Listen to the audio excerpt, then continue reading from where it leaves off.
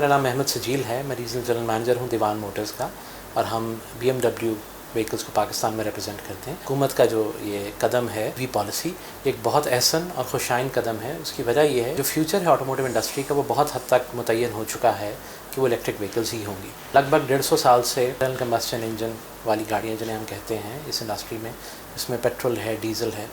وہ بنتی آئی ہیں۔ ایک جو چیز ڈٹرمن ہوئی کہ جس طرح تمام باقی انڈسٹریل مشینری کا امپیکٹ آتا ہے ان دا فارم آف ایمیشنز،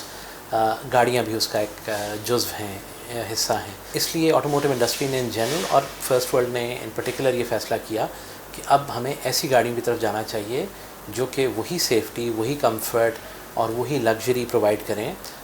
ہمارے معزز یوزرز کو، لیکن اس سے انوائرمنٹ متاثر نہ ہو۔ اس سمت میں یہ پچھلے کچھ سال سے ڈیولپمنٹ چلتی آ رہی تھی، جو کہ اب پچھلے 1-2 سال سے اس سٹیج پہ آ چکی ہے کہ جب فل اسکیل انڈسٹریل پروڈکشن شروع ہو چکی ہے فلی الیکٹرک وہیکلز کی، جس میں کوئی انجن نہیں ہے اور جس کی کوئی ایمیشن نہیں ہے۔ BMW نے اس سال اپنی الیکٹرک وہیکلز میں، خیر میں آپ کو بتاؤں جرمن مینوفیکچررز میں سب سے پہلے ہم تھے 2014 میں، لیکن اس وقت صرف ایک ماڈل تھا جو ہم نے متعارف کرایا تھا۔ اس سال اب ہم فل اسکیل سیریز پروڈکشن میں چلے گئے ہیں، جس میں BMW i4 کار ہے اور 2 SUVs یا جنہیں ہمارے ہاں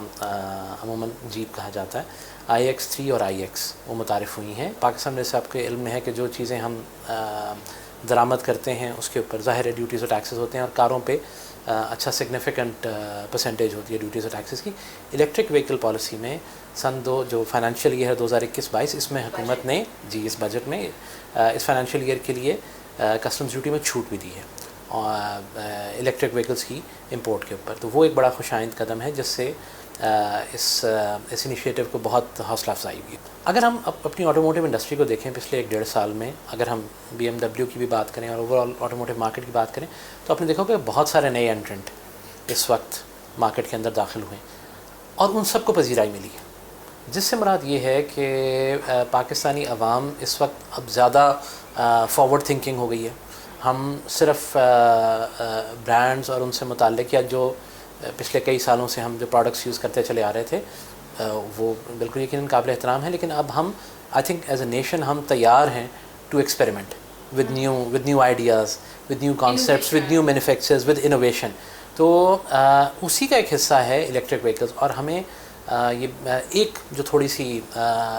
ذہن میں لوگوں کے اور جو کہ جسٹیفائڈ بھی ہے تاثر ہوتا ہے کہ پیٹرول تو ہوتا ہے نا کہ پیٹرول ختم ہوا آپ نے ڈلوا لیا رستے میں۔ الیکٹرک وہیکلز کی ظاہر ہے بھی رینج، کیونکہ ابھی یہ ارلی ایئرز ہیں تو رینج کے کچھ ہوتے ہیں ایشوز، اس کا انفراسٹرکچر اور اس کی ریچارجنگ وہ صرف ابھی لوگوں کا کنسرن ہے، لیکن جتنا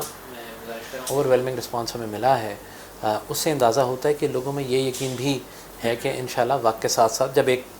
چیز آئے گی تو اس کا سپورٹ سسٹم بھی ڈیولپ ہو جائے گا۔ بات ضرور ہے کہ الیکٹرک وہیکلز اس وقت پروڈکشن میں مہنگی ہیں۔ اب اگر ہم لیٹس سے 10 گاڑیاں پروڈیوس کریں تو اس کی کاسٹ ہے کہ اگر وہی 100 پہ چلی جائیں گی تو اس کی کاسٹ ڈسٹریبیوٹ ہو جائے گی، تو نیچرلی وہ تو اب الیکٹرک وہیکلس کی جس طرح پروڈکشن بڑھتی جائے گی ان کی جو ہے اکانومیز آف اسکیل بھی بہتر ہوتی جائیں گی۔ گاڑی کی قیمت سے زیادہ مہنگی چیز، اس سے زیادہ بڑا حصہ جو ہے وہ ڈیوٹیز اور ٹیکسز۔ اس کیس میں ایسا نہیں ہے الیکٹرک وہیکلس میں جو ڈیوٹیز اور ٹیکسز کا تناسب ہے وہ بہت مناسب ہے۔